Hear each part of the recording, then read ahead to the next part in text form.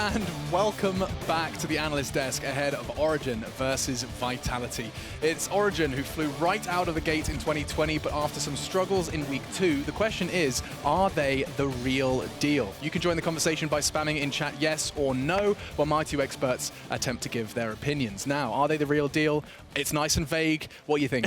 Absolutely, I think Origen are the real deal. I think they've come out of the gate swinging. Yes, they did lose a game to G2, but overall, I think you can see this team has solid fundamentals and that they're winning their games in a very consistent, very controlled fashion, which if you're playing against the majority of our teams who are a little bit shaky right now, means they're going to just keep racking up those wins. Look, this team is real good, but I'm asking, how do you define the real deal here? Precisely. Because for me, I look at this roster, and this team was built to try and be a true title contender against the likes of G2. We've already seen that not pan out for this team. We've seen this team adopt so many of the similar strategies that Spring 2019 Origen adopted. And while, yes, I think if you look across this roster, this team is an upgrade. This team needs to change its style if it wants to beat G2. Just poking the bear for a second, because I want to run with that. Before we'd hear the counterpoint, devil's advocate and all that, are you suggesting that this team right now, Origen, are playing too safe? I mean, is there a problem with I think absolutely they're playing too safe. Now, to get wins, they're doing everything right. You know, they're better than the teams they're facing off against. They're taking a scaling draft. They're not ever making any risks. Sure. But if you've heard the phrase like you hit 100% of the shots or you miss 100% of the shots you don't take, this team hardly takes many shots. And the shots they take are like way late in the game when the other team's making mistakes. I think this team needs to take risks and practice those risks now. Otherwise, they won't stand a chance. I'm stunned by this vote, by the way. This team is clearly good. Are they going to beat G2? No. If that's how you define the real deal, fine. Any other circumstance, they're a contender. Dude, who cares about a team that's going for second place? Your standard can't be beating G2 for everything that you do. I'm telling you, if you're in our league, you are looking at G2 at the top, and while maybe, yes, it's out of reach for some teams, the goal should always be to try and contest them. The step to get there isn't running it down on stage every week. Consistency matters. Getting a top seed in playoffs matters. No doubt.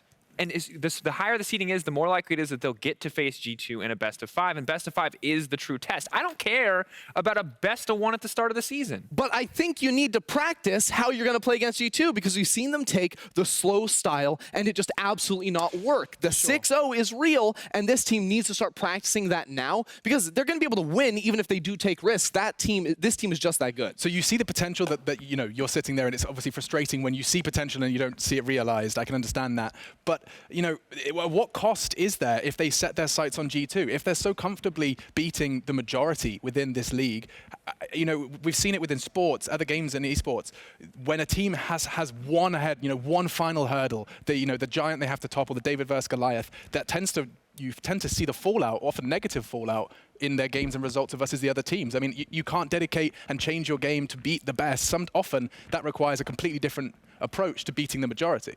And what I'll say is, look, I agree on the value of experimentation, but we don't know if they're experimenting behind the scenes, what they're working on in scrims. To a certain degree, you could understand if you'd want to say, hey, your scrim practice should look like your stage practice, but I'm not counting out that OG could evolve, that they could do these other things.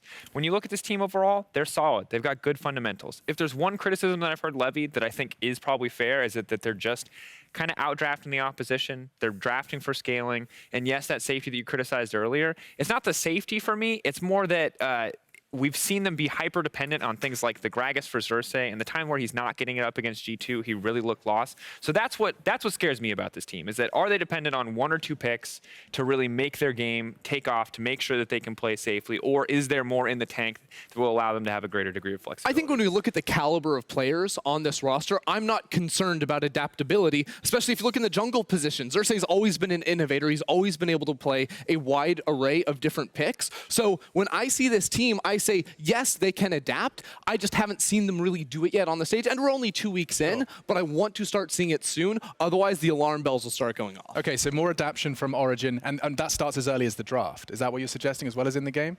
I mean, what is this? You're talking about the winning games in the draft. That doesn't sound like a weakness to me. No, it's not necessarily a bad thing, right? But I think that if we want to follow Ender's train of thought, where you need to practice, you need to experiment, that does show up in the draft. You can't just opt for scaling or just look to beat in picks. What we want to see, if you're looking for this Origen improvement, this leveled up version to beat G2, correct me if I'm wrong here, Ender, is more flair, more identity, less like, all right, we know we get to 3 items, we win the game, more we're going to fight you. We're going to skirmish you. Who is the We're going to split up catalyst? the map. Who is the catalyst to that? Like the names behind us, Alphari, Xerxe, Nukeduck, Upset, Destiny. Who is going to be, who would, in your mind, would be the linchpin to that shift? I mean, for me, I think it comes out of jungle mid, 2 versus 2 here. So we've seen iterations where Nukeduck locks in the Zed and solo kills Caps, right? We've seen him do that in that matchup. And Xerxe, too, is another player who typically gets off to a slower start, but I know this guy can also make the plays early on. It's both in the early game, but especially for me come mid game, because that's where a team like G2 especially will attack you. And look, they're not playing G2 today, but that's where I think I want to see more risk and honestly take opportunities. They're opportunities that they simply aren't taking that aren't even that risky.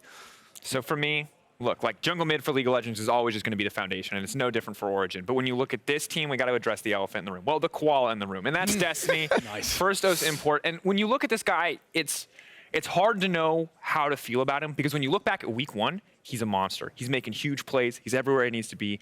Just fantastic player overall. And when you can see the start of the highlights, these are the moments that get you really, really hyped for this guy. But as we go further into these plays, you're going to start to see some of the problems, some of the questions, and that's what makes me nervous for Origen moving forward. And he's the one player on this team that we don't really have a full picture of just yet. We know the other 4 players on the team, very skilled, very consistent. That's the key. We saw week 1 Destiny that did look good, but the consistent factor, the thing that we need to see, is him be able to show up and put up those same style of performances. And that's where I think this roster is lacking. Okay. So Destiny, admittedly, very hot first, a rather cold second week. So we're going to see whether or not, which version of Destiny we're going to be seeing. Yeah, the true version of Destiny. And I'm curious if we see more diversity in the pool, and this is where the more information we can get, the more picks they can show us is just more information as to what Origen can do. So I give them the benefit of the doubt that this style isn't the only thing that they can play.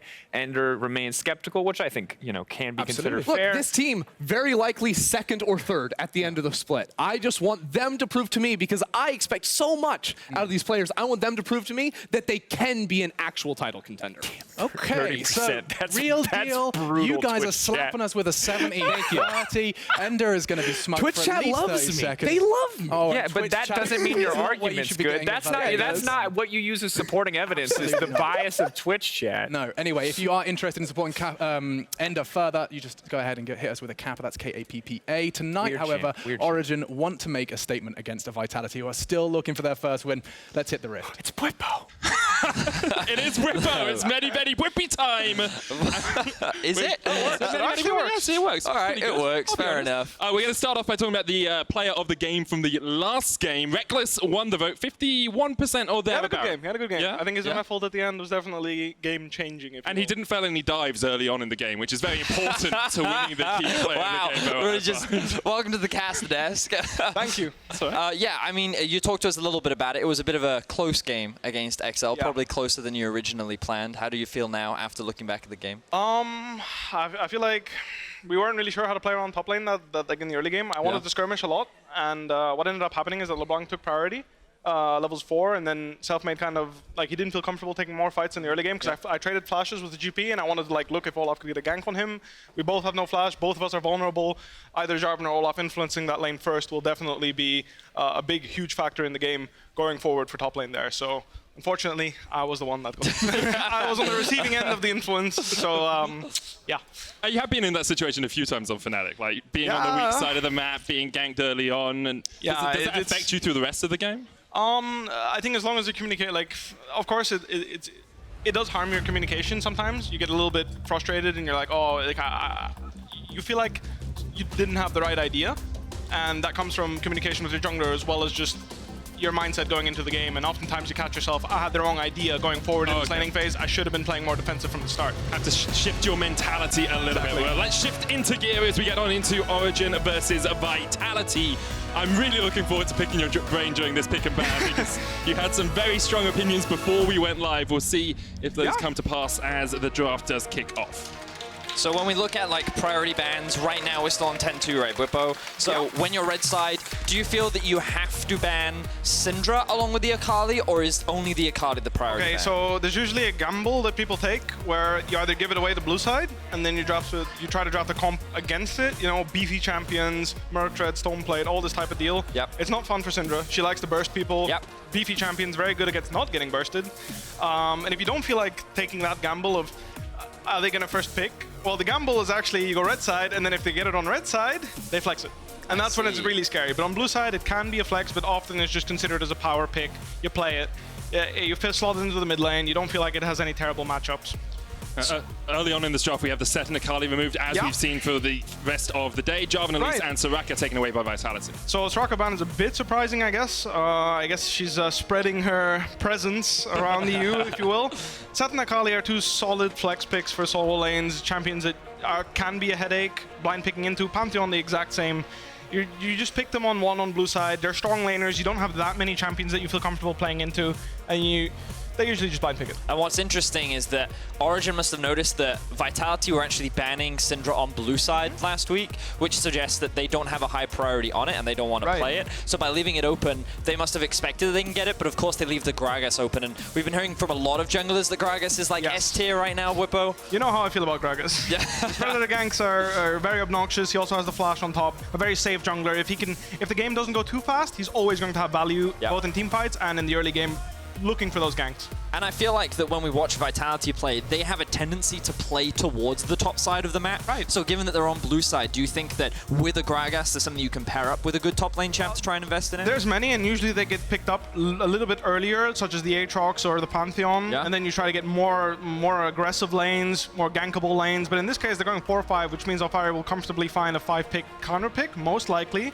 They answer with Senna, which is a champion. Senna, Aphelios are champions that people feel comfortable trading right now. They're both very high power level, and they're pretty much the meta for bot lane. You've got the MF here and there when one of them is out, but it's usually Senna and Aphelios. We do see Origen locking in the Lee Sin and the Tehm Kench to team up with that Senna, Nautilus, and Aphelios that we mentioned there for Vitality. In second ban phase, Origen will get rid of Yasuo. Right, there's the Yasuo 4-5, you kind of blind it. Most control mages don't feel comfortable. Champions like Pantheon are pretty good into it, and they get removed from the draft pretty early most often, which means that Yasuo in the 4-5 phase usually gets targeted. Qiyana is another AD champion that pairs well with Gragas, a lot of gank setup. Just try to make sure that your mid laner feels comfortable laning against Gragas, because he's got a, disgusting amount of gank setup, of course. It's looking kind of like a Origen blind Syndra right now, given that she is still open. Well, I'm surprised she's still open, yeah, that's the thing. So I wonder now if Vitality will look to ban it away, because I'd be very surprised if Origen decides to do that, and the fact that they take the Qiyana away as well. Like, this to me is just screaming You're Syndra, setting up for a control pick, You're setting up for a solid control mage on 4. Whatever you're comfortable with. Most of the AD champions that can be paired with Gragas, which is a different damage mix, have been banned. There's the Pantheon ban, there's the Yasuo ban, and there's the Qiyana ban, so they're probably looking for something that just does fine into other control mages. Because Gragas paired with a control mage, people build Merc's first item, it's much harder for Gragas to get a gank off. What do you think about a Lucian pick from the side of Vitality? Lucian is definitely an AD champion that can be paired with the Gragas. It's not bad in any case, but it's a 2v2 that most people aren't playing. I'm not seeing it much on stage either. Lucian's a champion that people sometimes feel like needs to snowball too much. Cabochard was one of the first players to play Lucian in the top lane all those years ago. Him and Huni. There's the Syndra pick that you both discussed. We'll see where Vitality go for their top and mid lane picks here. What are you kind of thinking about the overall drafts right now, Bwipo? So OG is trying obviously to play a slow comp. They're playing Senna Tehm. So if you match that with a control mage, you're playing rather slow. The GP pan is very solid for them because it makes sure that there's no top laners that really want to kite back. There's not many in the game, in the meta at least. So picking a champion like Aatrox will allow Vitality to punish a preempt, like an Ornn pick on 5 here, or something like this, which would fit their comp much better because he's trying to play defensive, save his ultimate defensively, right? That makes sense. So here, like, into the Aatrox, you don't have many champions that are beefy, slow, and want to kite. So the Aatrox blind makes a lot of sense for me. Definitely see that. Alongside that, it will be the Zoe, 4th different champion that Saken has played in his 5 games here at the LEC. And the final pick is Camille. Not going to go backwards, looking to go all the way in. Well, what you can do is instead of picking a top laner that doesn't work in the team fight, you can pick a top laner that doesn't even want to join the team fight. She's just like, you know what, I'll let you guys do your thing 4v4. I'm going to go into the side lane, and as long as she's good in the game, she's going to be beating the Aatrox. Eventually, she wins against Aatrox. He can hold the fort in lane. I feel like the lane is pretty 5-5 if the Aatrox can control his champion pretty well.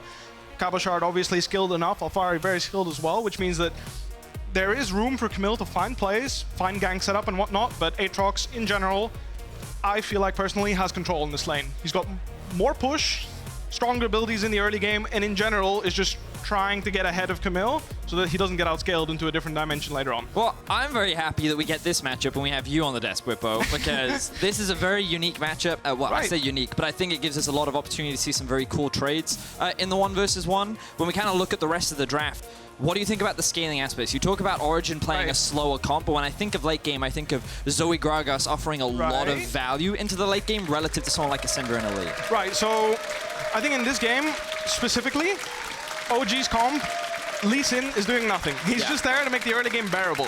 He's just trying to make sure Gragas can't breathe. He's just making sure Gragas doesn't just do his thing, get a Predator gank off. He's happy with life. I want to see Xerxe try to put some pressure on the Gragas, make sure he doesn't get this full clear off, buys his Predator boots, his blue smite, and goes and ganks an unsuspecting top laner, mid laner, bot laner, whatever Gragas feels, right? Okay, that's interesting to look Now at. for team fights, as you asked, the scaling aspect, mostly, I think that OG just wants to sit as 4 mid, try to defend any engages, and, well, Tom Kench eats the bubbles, mostly. Hopefully you dodge a couple of those. And then you just wait until Camille takes over the side lane. I think that's definitely going to be OG's game plan going forward, and the way Vitality is going to counter that is by getting a good Gragas engage with a good TP from Aatrox, perhaps a Nautilus ult.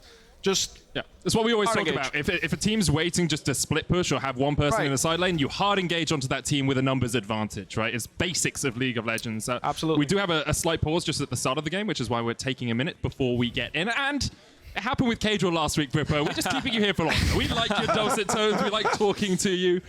So you talked a little bit about the isolation of the 1v1 matchup, like the Aatrox should win early on in the 1v1. Camille then outscales. How do you feel these junglers are going to be trying to affect that? I think Xerxe is going to try and make sure that Camille's scaling safely. Obviously, after 6, there's the Camille.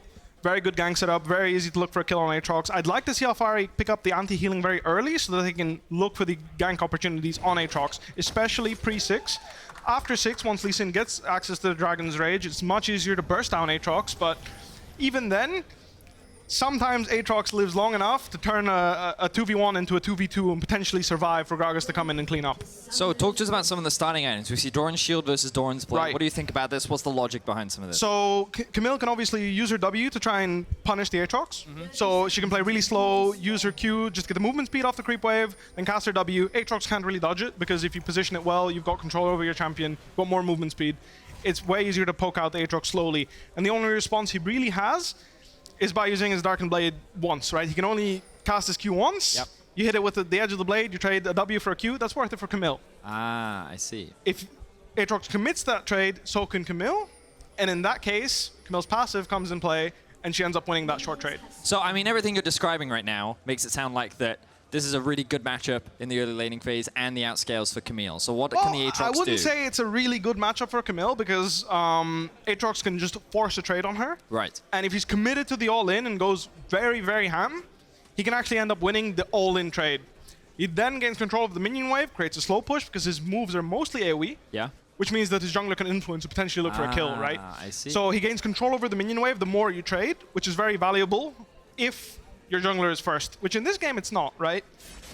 Lee Sin has a little bit of tempo. He's starting bot side. Both junglers are starting bot side to try and influence the top lane matchup because this is where the game is going to be decided. If Aatrox can hold down the Camille for the rest of the game, OG doesn't really have a way to win the game, really. Like they obviously have a strong 4v4. They're just chilling. Nothing much happens, but you'd still want the Camille to be able to pressure Vitality into making poor decisions into the mid-late game.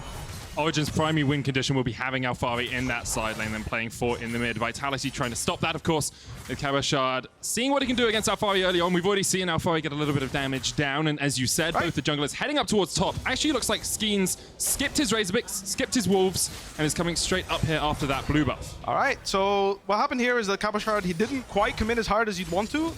Camille got the W off, and then he kind of chickened out.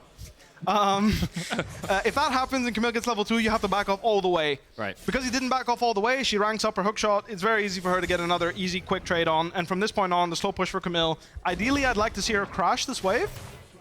And then look for a recall. I believe we call this a cheater recall for anyone that watches LS.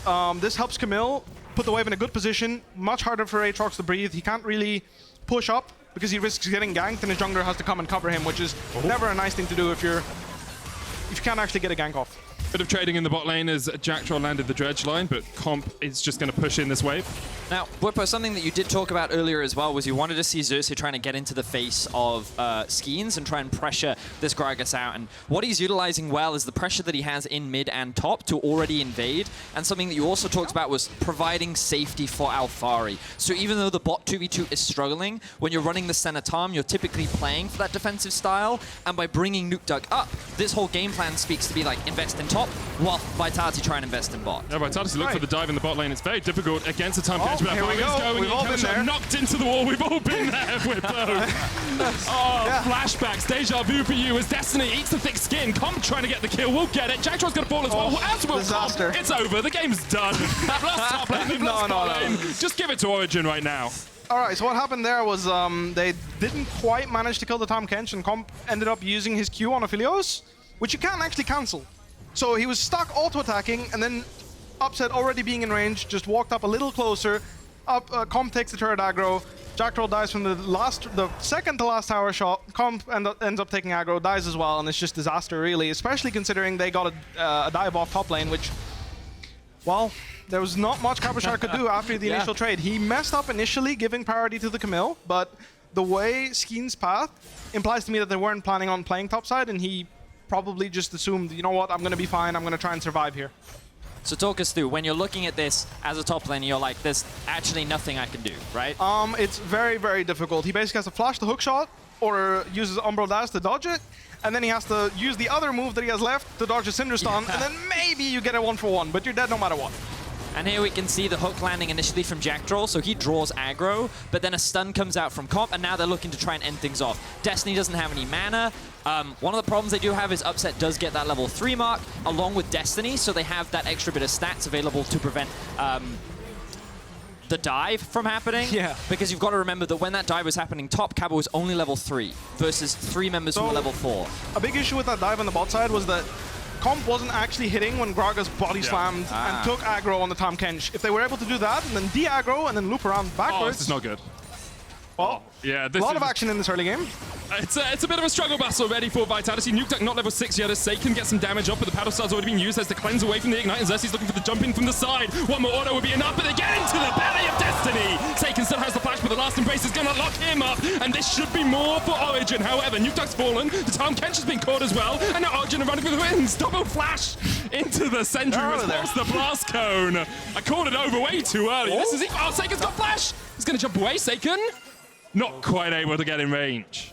Whew. All right, so we've got a lot of action. No, that's a lot of action. So I wasn't even finishing explaining the dive, but here we go. Whew. Let's see. We get a replay. You can watch it again. Beautiful. It's fine.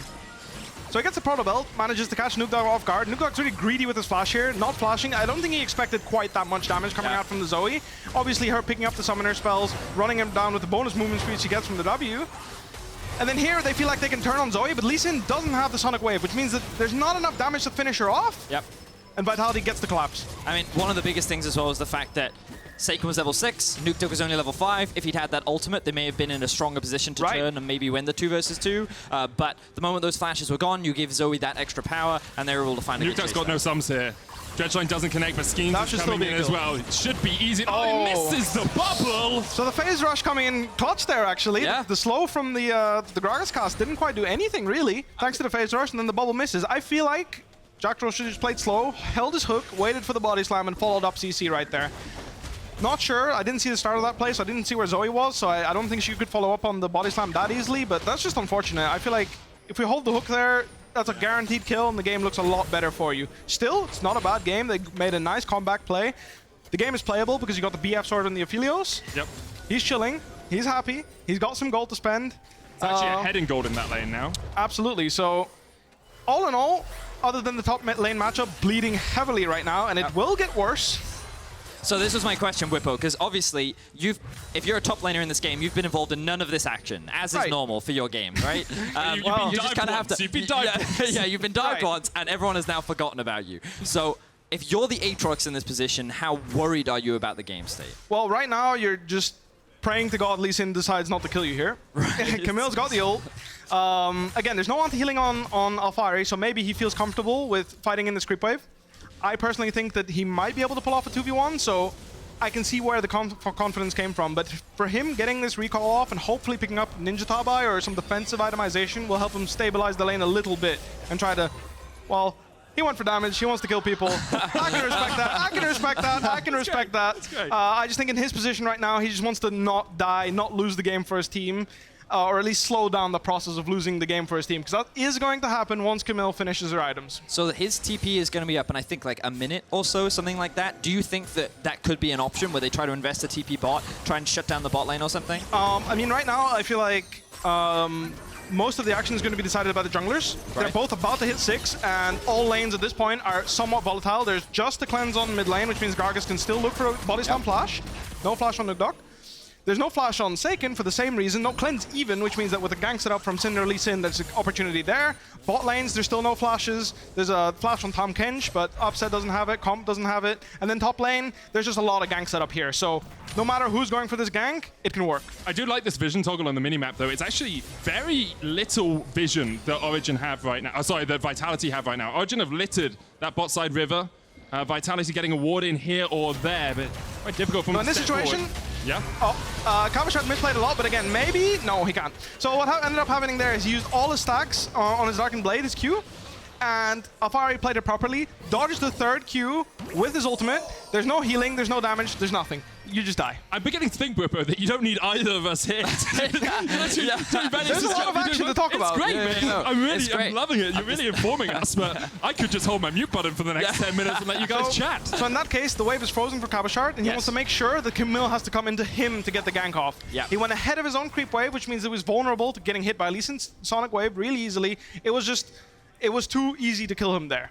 All right, so let's have a closer look at what you were talking about. So this is what you mean where he he goes in front of the creep wave. The hook shot's too easy. He can't really dodge it that close to the wall. He has to flash it at that point, and of course, must not have expected Xerxe to be waiting in the bush, and he just gets a little one-tap free kill. Do you think some of the logic there is to try and bait the OG duo into a fight because he sees Zoe and Nautilus moving up, and he thinks that he can survive long enough? And again, if you have defensive itemization such as the Ninja Tabai, I can totally see it working. But with such an aggressive build, you're not tanky enough. Fair. I am going to thank you very much for your time, Bwipo. It's been incredible having you here. My voice is a lot better for it, but we're going to have you leave now. All right. Thank you very much for being here, Bwipo. Thank you, Bwipo. Enjoy the cast. Thank you.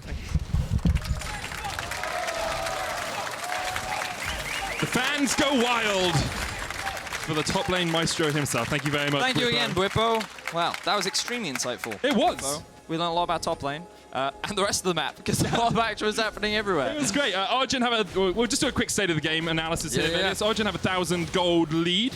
2 kills on Upset, who's got his Manamune stacking up already. Almost Trinity Force complete on Alphari in the top lane. So feels like Origen are in control of this game all round.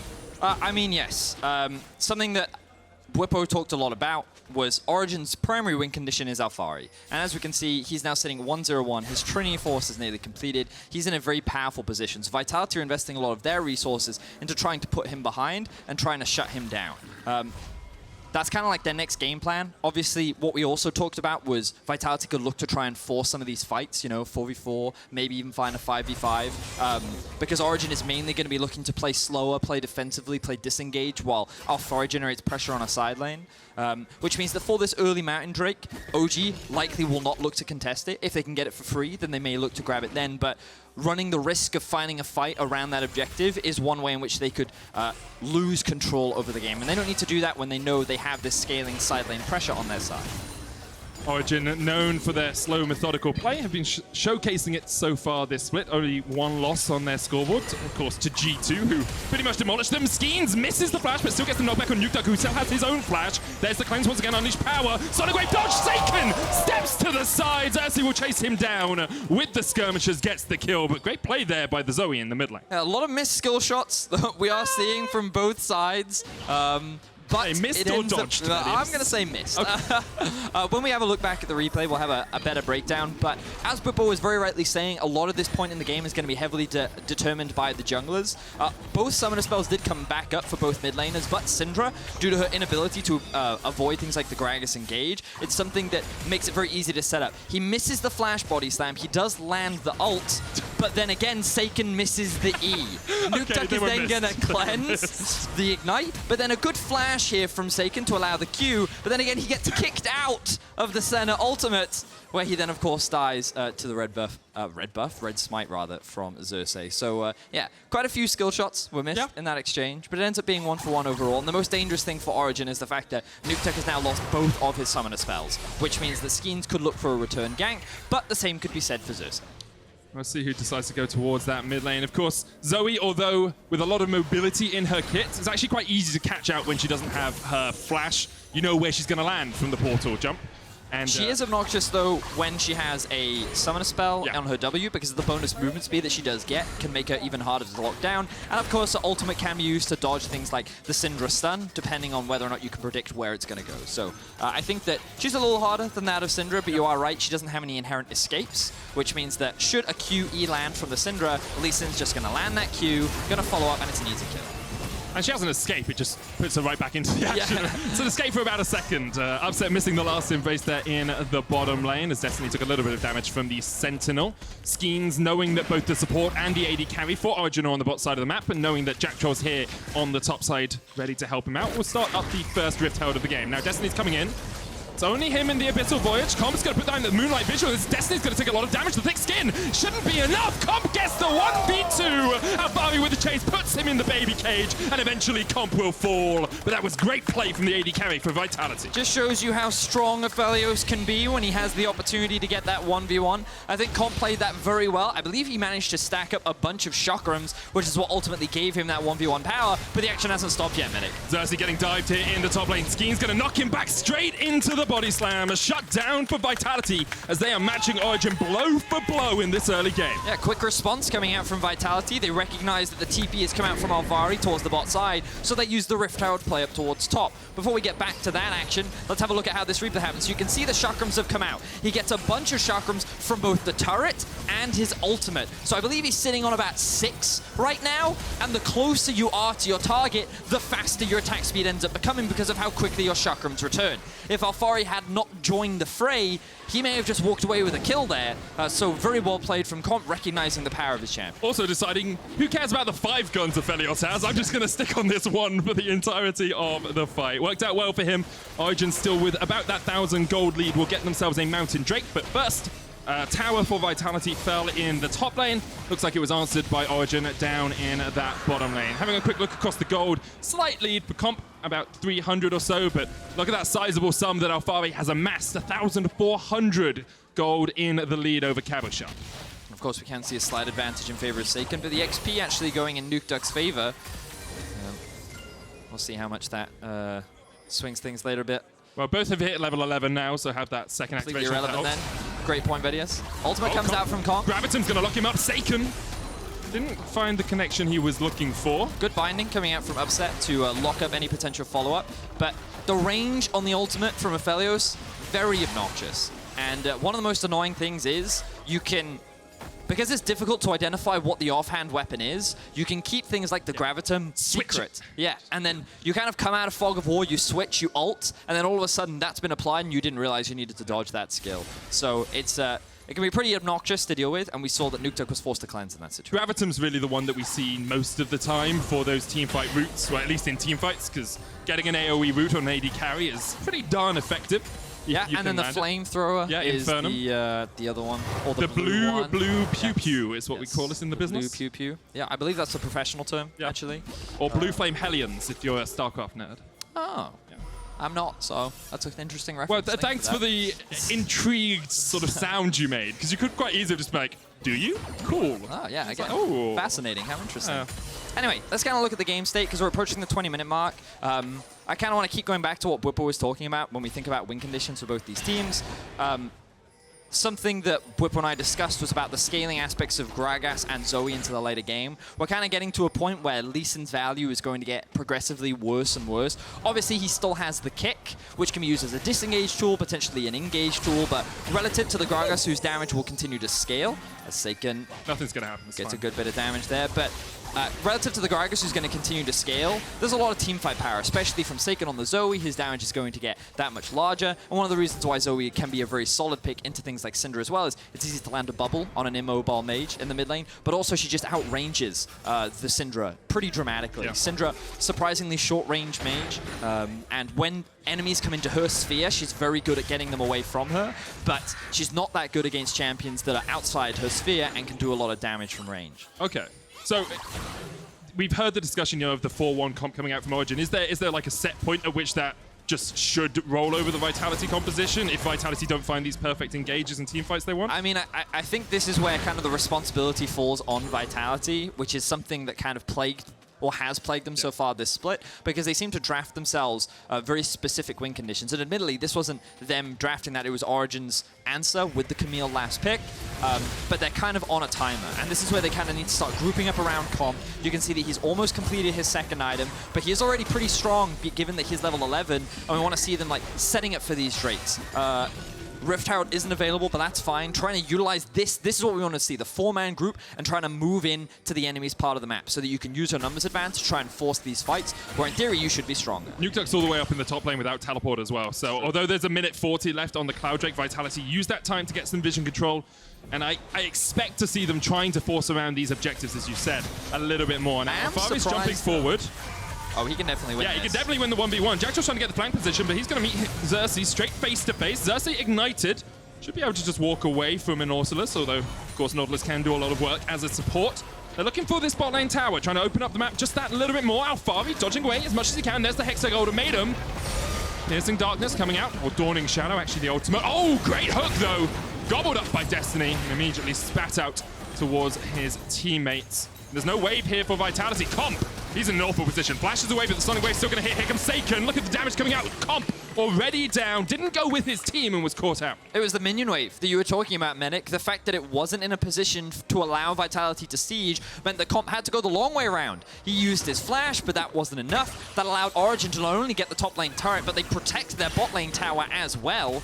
And they convert it into a kill. Vitality fumbling on the execution there when it comes to trying to trade for the bot tower. I like the idea behind it, as you say, just it's been difficult over the course of the split for Vitality to really execute on their windows of opportunity. And there was definitely one there. They weren't quite able to execute upon it.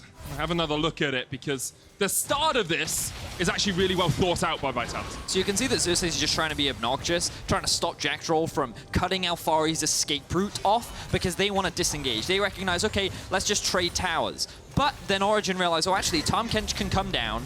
Alphari is pretty strong. We have the Senna ultimate too, and then you can see this minion wave is just slowly dying to the tower. Great consume there from the Kench to keep Alphari alive, and the moment they realize the wave is gone, this is when we see Comp split away from the team. It turned from a 4v3 into a 1v3, and then Saken, unfortunately, cannot offer enough to protect his AD carry. And you can see in the picture, Vitality lost all control over the blue side jungle. Origen are the ones to start up the dragon, but now have backed away from it.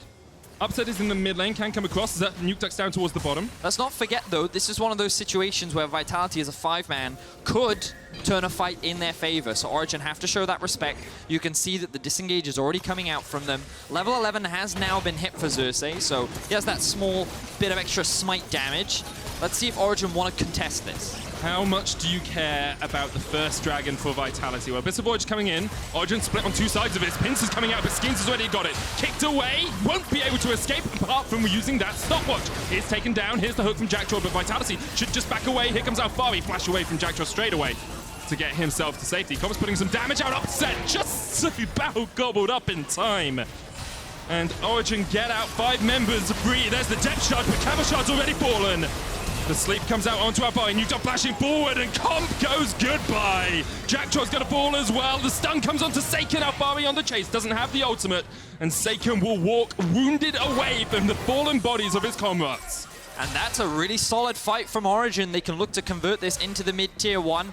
There was a possibility of them doing the Baron, but they're not the fastest Baron-taking team, so they're just gonna walk away with, all right, maybe not a tower, the rest of them gonna reset. Honestly, they're just gonna take the kills and disengage overall. Origen recognizing the opportunity to re-engage. We'll look at the start of this fight. Notice that Vitality not actually in a position to fight. They're just trying to zone the Camille away, but that's just kind of leaving Skeanz to the devices of Origen, who've used the Tehm Kench ultimate to come in and create a 4-man front with which they can then pressure onto the dragon with. It just feels like re-engage after re-engage from Vitality when they're not actually finding any picks. Yeah, I mean, you can see that it feels like the Vitality is kind of anxious to say, oh, maybe we can fight, maybe we should stick around, but there are numbers down, Medic. They've lost their jungler, they've lost one of their engaged tools, and then they overcommit. The Aphelios damage, admittedly, was good. It was strong, right? But it was too late for them to find that fight. It was far too long, and then Origen found a great re-engage. It cost them the flash from Nukeduck, but again, a lot of summoners were burnt on the side of Vitality as well. And 23 minutes in, Origen went from having a 2,000 gold lead to a 4,000 gold lead in that last fight. Jumping ahead by 100%. You've got Duskblade and Muramana finished on Upset. You've got Ludens and Banshees finished on Nukeduck. And Alphari, the split-pushing threat, already has his Trinity Force and is on his way to what appears to be a ravenous Hydra. The extra bit of lifesteal makes you a very strong duelist. It also adds a lot to your wave clear. So it makes a lot of sense. I like it a lot. They've actually moved him down to the bot lane now. His teleport is up. Of course, with the Baron being alive, this becomes the next big point of contention for both these teams. We've also got to note that the Ocean Drake will be the rift of choice this time around. Yep. And having that extra ocean will definitely make you much stronger if you're able to get that soul. But honestly, I feel like that the soul is not going to be the biggest priority this game. You're just kind of looking at that countdown time and you're saying like Alphari is going to get more obnoxious, more difficult to deal with as the game progresses, and Origen look to take the mid-tier 1. And we're still at minimum 12 minutes away from a Dragon Soul in this game. One team has to pick up 3 more. Mid tower goes down, as you said. And I want to just remind the audience, this is kind of what we expected from this game. Vitality have put up a good fight early on, but Origen were always coming in as the heavy favorites. And I think you see some of that experience and some of the veterancy on the squad paying off so far in this matchup. Vitality just struggling to make a few of those split-second decisions that could turn a game around. You're also seeing exactly what Bwipo was talking about earlier, where there was a 5-man group mids, and Alphari was sitting bot lane, looking at a potential split push. And like, this is what the rest of the game is going to look like. The biggest problem Vitality is having right now is they cannot take this mid-tier 1. And one of the main reasons for it is that it's difficult in order to siege against things like a Syndra and a Senna because of how easy it is for them to land that single target CC.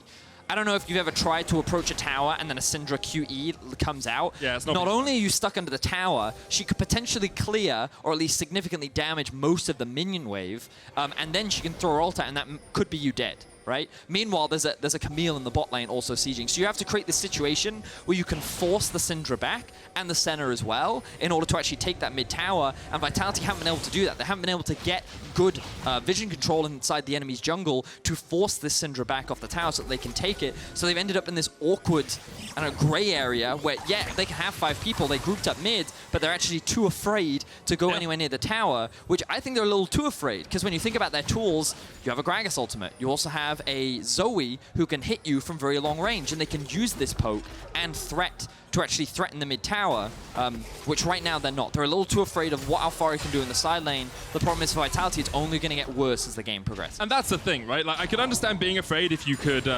outscale, or you had a comp that, you know, came online well and truly into the late game. It's like, oh, we'll just wait for 40 minutes, right? But if this is just going to keep happening over and over again, at some point someone just has to say, okay, guys, I'm going to step up. Maybe I'll lose us the game, but maybe I'll make something happen for us as well. And you do wonder if someone, you know, one of the more veteran players on the team, like a Cabochard, like a Jactroll, is the guy that needs to be making that call. We will see if Vitality decide it's time to pull the trigger, but for the moment, they're just going to clear out mid. Jactroll, whoa, Upset just shreds through him right there, just with the Senna, Duskblade complete, sitting at 43 missed off that Absolution passive, so has increased the range twice. So it's 650 now. Yeah, plus a rapid fire cannon. Yeah, the rapid fire cannon is what makes it really obnoxious. We've actually been seeing Senna's prioritize it earlier compared to what we saw before. Sometimes it was like a 5th, maybe even 6th item. But now you try and get it earlier, you have that much more poke. But also, if you think about it, it makes it harder for Vitality to engage on you because you can apply that slow straight away that much earlier. Exactly, man. So we can see the Ocean Drake is alive. It is alive. It has now been alive. It will now be alive. You'll notice on the minimap that Origen have just abandoned the top side. They've also sent Nukeduck into the enemy bot side jungle as cover for Alphari to make it even easier for him to siege onto this tower and take away this objective. So we actually used to see G2 do this a lot, where Wonder and Perks would both come, if Wonder was split pushing, Perks would come down and join him, and they'd collapse on the one player, kill him, and then go for an in-hit, because they knew the enemy team couldn't react. The irony is we'd also see it from Vitality of last year. Yep. Cabochard and Xerxe were very well known for this play, and they would often do it a lot with things like Rise, Yep. where the Rise would be split pushing, then Cabochard would appear in the lane, and then they would Rise ultimate in, and then they would try and rush down these towers. So it's something that Vitality, or at least Cabochard, is definitely going to be familiar with, and that's why he shows so much respect towards it. But again, you're also seeing how OG are playing very well around their win condition, and this is something that we see a lot from them. The exception was when they played up against G2, of course, but it's very much a matter of being very aware of what their win conditions are and then playing around them. They haven't tried to overforce any fights. They haven't gambled any objectives. Every fight that they tried to take has usually been in their favor. And you can see now they're just keeping their eyes on the Baron while also allowing Alphari to push out in the bot side of the map. It's just what you expect to happen. Saken going in, misses the stun onto Nukeduck. Oh, Xerxe just jumped straight onto him. Saken has not been having the best of times with those paddle stars or with the sleepy trouble bubbles. One of the downsides of Zoe is that if you use your ult preemptively, it makes it very easy for a Syndra to land to a QE, and we've seen engage. It's just gobbled up. This is Tehm Kench pick works so well into the Nautilus, and now Jactroll's going to get locked up, pops the gargoyles, but not going to be healthy enough. Upset lands the final auto. Origen find 2 quick kills. Xerxe looking for the flank position, can't quite connect onto comp, but now it's a 1-3-1 that has developed out of the 1-4 comp from Origen. Yeah, I mean, Origen can easily do this. They have the numbers. Vitality don't. There's only 3 alive right now, and they're just kind of running rings around Vitality. They couldn't control Alphari in the early game. There's a portion where they tried to put him down, but were unable to do so. And now we see the fruits of Origen's labor. Props as well to the bot lane, playing as well as they did. You know, we did hear Bwipo talk about how Vitality messed up their dive, and that could have been a big difference maker in terms of trying to get comp further ahead than he currently is. Yeah. But, you know, again, you also have to recognize Upset now level 15, a lot of items completed. And we're going to have a look back at... Yes. Yeah, you got to hit stuff. But I mean, it doesn't matter. Even if he does hit it, like, Nukeduck's still going to kill it. Sure, but like, why jump forward then? I think Saken at times has been a very good replacement for Melita. He's got visa issues, but has struggled at times as well. It's the, you know, you talked about it. Someone's got to do something. That's true. That's true. I shouldn't berate him for it. He looked at it as an opportunity to, hey, maybe I can one-shot this Syndra, and he didn't do it. Like, it didn't happen, right? Like, I can't blame the guy for trying. It just ends up being punished, you know? And that's the thing. When you make gambles, you don't always win. It's very true, Vedius. Very true. Origen, 8,000 gold ahead. Oh, Jactroll's looking for Destiny.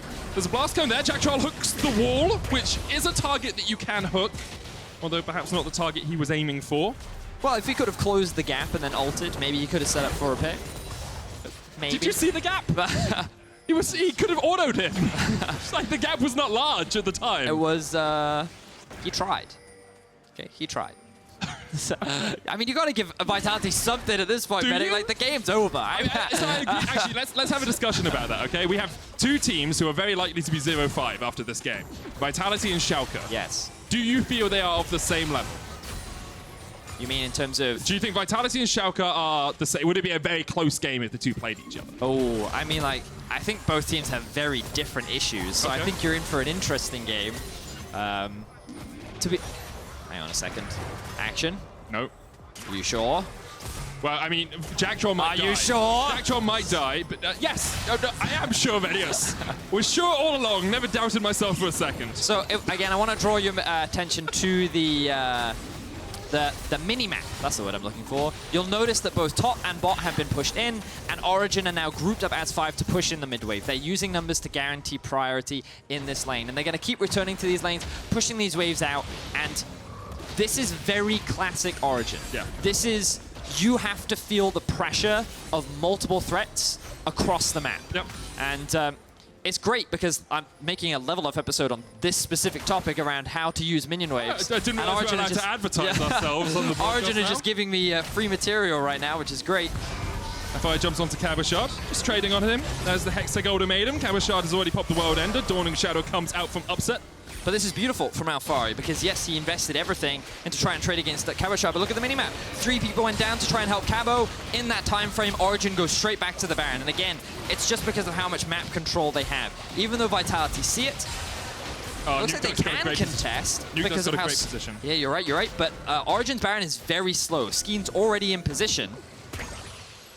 Nukeduck running towards Saken. All right, so like the idea was good from Origen, but of course the execution couldn't be there because of how slow Senna is when it comes to taking Baron. He's so slow, and Nukeduck wasn't helping them either, so you didn't have that extra damage coming out from the Syndra. However, they can still pressure towards this top lane turret. Upset. Oh, everything misses once again. Yep. It's the day of missed skill shots, man. Yeah. Yeah, it hasn't been a good one for hitting skills, I'll be honest. Maybe people playing more Legends of Runeterra than League of Legends this last week. Oh, there we go. That one hit. Yes, nice. I was hoping that... But it's one of those questions where, was he aiming? I mean, okay, he was definitely aiming. Whether he was aiming at upsets, it's a debate. Okay, Betty. 33 minutes in, Origen going to start up the Baron once again, and Origen going to stop the Baron once again as they walk away, and I'm just going to keep talking in this voice as if I wasn't getting excited for anything. Here comes Skeanz coming in from the side. The teleport's being used towards the mid lane as well, and nothing's really happening apart from Alphari. So, you know how I said I don't think we're going to get towards the Ocean Soul because that's 15 minutes away? Yeah. Here we go. 5 more minutes of intense League of Legends. It's an Origen game, dude. I mean, I've been thinking a lot, Medic, about how It's a dangerous thing to do. I know. But I've been thinking a lot how I differentiate Origen from G2, because the easy answer is to sit there and say, well, game time. Yes, right. You know, Origen, play slow. G2, play fast. So I've been thinking a lot more about how I can separate them. And one of the things that I think does separate them a lot is how they use their item spikes. Okay. And I think if we look at Origen's comp right now, they've quite comfortably hit their item spikes, Medic. Yeah, I can agree with you there. You know, you look at these items and you're like, I think you guys are good, right?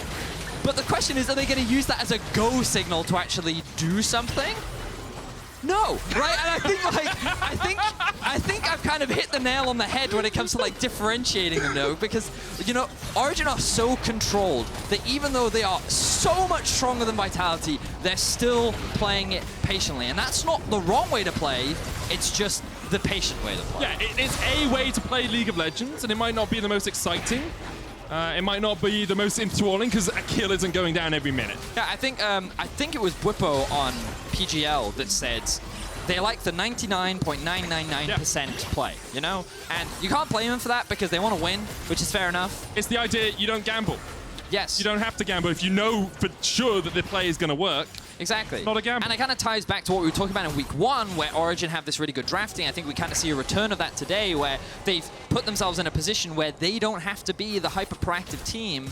They can just wait. And right now, the person that they're waiting for is Alphari. He's been generating so much pressure on the side lane. But the stalemate situation that they find themselves in is, without Alphari, their Baron is way too slow. Super low. So super slow. We'll now see how Origen try and force their way into the base. They may just wait for the Ocean Soul in 3 minutes' time. I mean, they can do that. Upset takes half his health as Saken jumps across the wall, and that is a difficult... Oh, Jactroll's going in. He's done that a few times. Does he not realize that he can just be gobbled up? They still get the lock up onto Nukeduck, but I mean, Jactroll, you've tried that a lot of times. Definition of insanity. Trying the same thing over and over again. I mean, he's got to try, though. He's got to try. That time he did lead with Hook and then wait to use the depth charge. Yes. So he's varying it up. He's varying it up. But I mean, like, yeah, they're kind of just limited on options. And like, we did talk about it earlier, but like, the problem that Vitality keeps having is with their drafts. And like, sure, there probably are different things, but when we listen to Bwipo talking about it, like, he was quite happy with the direction that Vitality was taking their draft. And it was just this Camille counterpick that came out just meant that now they had to play in a certain way. Yeah. The clock on the game. The problem that Vitality has, they have 3 rookie players, you know? Yeah. And when you get put into conditions where you have to be proactive and you have to be the one dictating the outcome of the game, it's like harder. Yeah. It's a lot harder to play the game. That's a fear of making a mistake. You, like, when we played Clash together, I was afraid I was going to lose the team the game. And this is a lot bigger than Clash. This is a lot more important than a single game of Clash. Sure. I played incredibly well, everyone at home. Hard carried the team. Didn't get carried by Alphari. The fact that we were playing with Alphari had nothing to do with it. I don't know what you're talking about, Vedius. It's all my Rakan. Anyway, Vitality setting up down towards... Oh, they actually this brought jungle. Alphari Alphari's hit. this time. So the thing is, Cabochard's all the way down to the bottom side, and Vitality have no idea where anyone is on the map. They know that no one is in this blue side jungle, and that's about it. Now they know. Now they know. Here we go. It's time for the show to flow. Please stop rhyming. I've drunk my You water now. speak The then. damage coming down onto Jactroll. Upset uses the Dawning Shadow, but Vitality have to get in there soon because that Baron is very low. Saken jumping forward, looking for the steal, can't quite land it. Jactroll on the front line lands the knock-up onto Nukeduck, but you have to feel that Origen could just turn and burn on this fight. Alphari flashing forward straight onto Saken. Comp trying to get in from the side as well, but Alphari still has the GA. The rest of Origen are on the chase. Comp just about able to get away, but the rest of Origen is going to chase him down. Upset goes godlike. Comp trying to trade against the Tehm Kench, and he's winning it for the moment, but Upset is here now. Alphari gets a kill on the top side. Comp goes down on the bot, and it's 7 kills to 6 for Origen. The ace comes through for Origen. kills. They do not lose a single member, and now they have the base in their eyes. Origen gonna look to close this one out in around 38 minutes. Well, they keep trying to extend the game time in the league, Vedius, but that's only about 5 minutes slower than our average. Origen, they did it the way they do. They painted by numbers. It was slow, it was methodical, but it's everything Origen has come to be known for here in the LEC in spring. Vitality tried their hardest, but it just wasn't enough. Origen take the game and go 4-1 in Spring Split. Yeah, clean, controlled. Very little that Vitality could have done once we reached the later stages of the game. And sure, there were definitely a couple, I mean, like, the biggest criticisms have to come towards Vitality's execution in the early game. We saw the tower dive didn't go the way that they wanted to. We saw them overstay around the Drake fights, where Origen were able to find 3 kills. And it was just a matter of every play they tried to make, it didn't work out in their favor, which slowly but surely, they slowly started losing more and more. They were getting outscaled. And then Origen were able to clean things up. Eventually, once they decided, okay, we need to bring out Alphari to Baron because there's no way we can do it without him. But it worked, you know. Didn't die in that game, nor did Upset. Upset's only died in 1 of the 5 games Origen have played against G2. This is the only time he's died here in the LEC. And if you guys want to vote for your key player of the game, you can go at LEC on Twitter. Upset is an option, so is Alphari. Xerxe is the 3rd. Where are you going with it, Vedi? Who are you thinking? I would probably give it to Upset. I think he played super well. Props to Xerxe. Not that I wanted to, I don't think that he necessarily needs to be on Key Player of the Game, but he's not known for his Lee Sin. Yeah, actually, so don't only think played of it him once ever before. That's what I'm saying. Like, he's not a Lee Sin player. The fact that he went 3-1-8 overall had like a very solid game. I think like props to him, expanding his champion pool a bit maybe. He did play Lee Sin in the Xerxe style of this split, which is shut down the enemy jungler, don't really let them do too much. I mean, early yeah, on. but I mean, like, how else? I'm not saying it's bad. I was just like he played his style on a champion that some people would use more aggressively. But I think, well, no, because I think that he played around his pressure well. And when we think about what he did to Skeanz at like the level 3 mark, where he forced him out of the jungle using the prio that he had in mid and top, I think that I think he played it pretty well. You know, he becomes less valuable the later into the game it goes. Yep. So yeah, I think he was very solid overall. Well, coming up next, we've got our highlight game of the day as Surprise Team Rogue take on the undefeated G2 Esports. Don't go anywhere.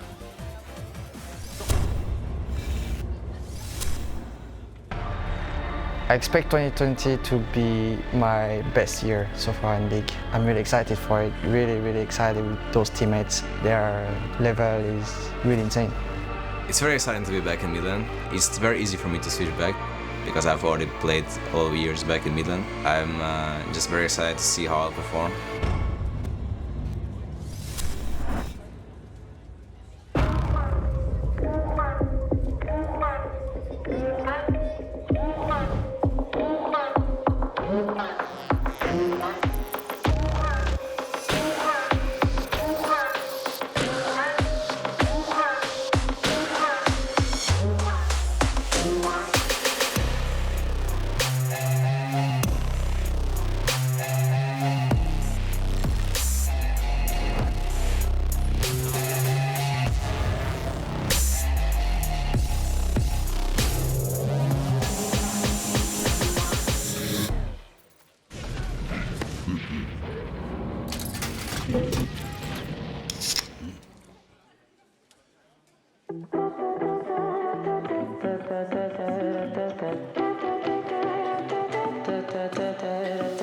We have been tumbling around each other for quite a time.